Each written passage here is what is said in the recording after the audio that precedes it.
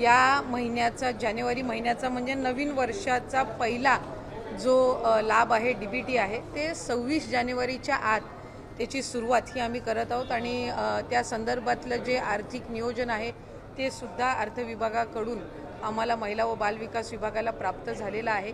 त्याच्यामुळे लाडक्या बहिणींचा जो जानेवारी महिन्याचा लाभ आहे हा साधारणपणे 26 जानेवारीच्या आत त्याची वितरणाची सुरुवात होईल आणि 3 ते 4 दिवसाच्या त्या कालावधीमध्ये ज्या महिला लाभार्थी आहेत त्यांच्या खात्यावर तो लाभ जमा होईल। मला आपल्या माध्यमातून सर्व लाडक्या बहिणींना आज जानेवारी महिन्याच्या संदर्भातले अनेक माध्यमांकडून सुद्धा विचारलं जात होतं आणि बऱ्याचशा लाभार्थ्यांकडून सुद्धा साधारणपणे तो प्रश्न उपस्थित केला जात होता।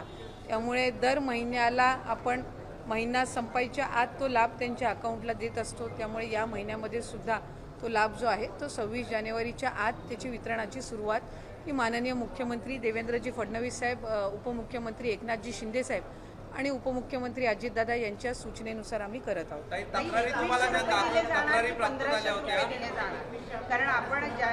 ताई, या संदर्भामध्ये आम्ही आधी सुद्धा बऱ्याचशा वेळेला स्पष्टीकरण दिलेलं आहे।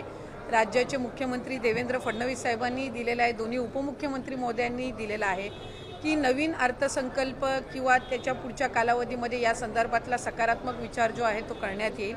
त्याच्यामुळे सध्याच्या या महिन्याच्या याच्यामध्ये 1500चा लाभ जो चालू आहे तो आपण त्यांच्या खात्यामध्ये वितरित करत आहोत।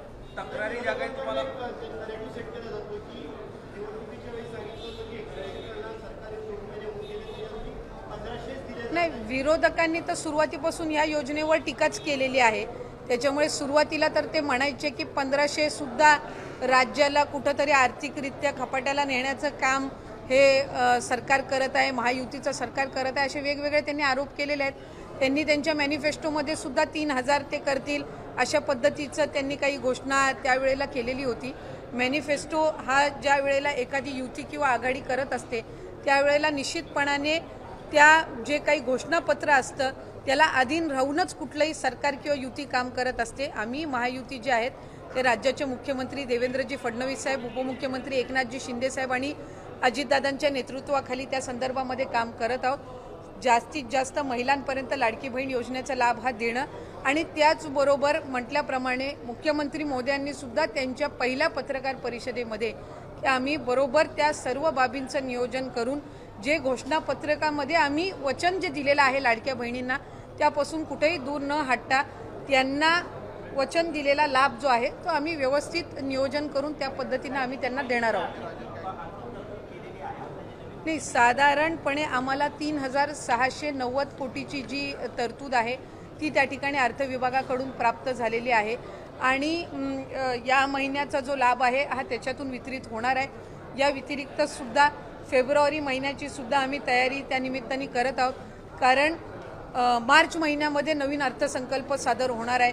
त्याच्यामुळे साधारणपणे जानेवारी महिन्याचा लाभ हा आम्ही 26 जानेवारीच्या आत डीबीटी करायला सुरुवात करून त्या महिन्याच्या त्या 3-4 दिवसाच्या या महिन्याच्या कालावधीमध्येच कसा त्यांच्या अकाउंटला पोचेल ही आम्ही खबरदारी घेणार आहोत।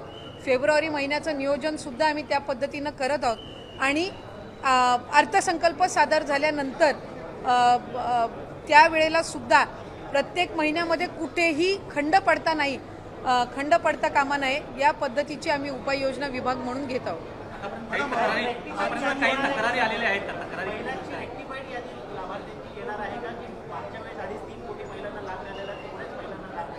साधारणपणे आमच्याकडे गेल्या डिसेंबर महिन्यामध्ये जो लाभ आपण दिला तो 2,43 का 2,47 सुमारे तितक्या लाडक्या बहिणींपर्यंत तो लाभ पोहोचला होता।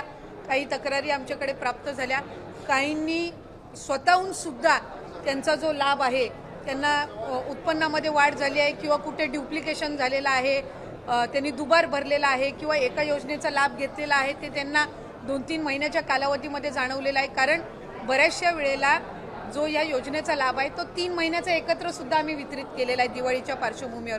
त्याच्यामुळे त्यावेळेला त्यांच्या लक्षात आलेलं आहे। त्यामुळे साधारणपणे जे ड्युप्लिकेशन झालेले आहेत, ज्यांनी वेगवेगळ्या योजनांसहित या योजनेचा लाभ घेतलेला आहे तसे असतील किंवा 2 वेळा अर्ज भरलेले असतील किंवा एखाद्या ह्याचा लाभ घेतलेला असेल तर असे साधारणपणे जे आहेत ते कमी होतील.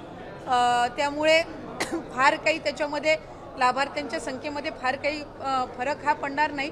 स्वइच्छेने आणि अशा काही क्रॉस व्हेरिफिकेशनमध्ये किंवा खालून स्थानिक प्रशासनामधनं ज्या तक्रारी आलेल्या आहेत त्यातून जी काही थोडीफार कमी होतील ते, आणि इतर जी क्रॉस व्हेरिफिकेशन आहे ज्यांचं उत्पन्नाचं आणि इतर दाखले अजून सबमिट झालेले नाही आहेत हे ग्रॅज्युअली होत राहील.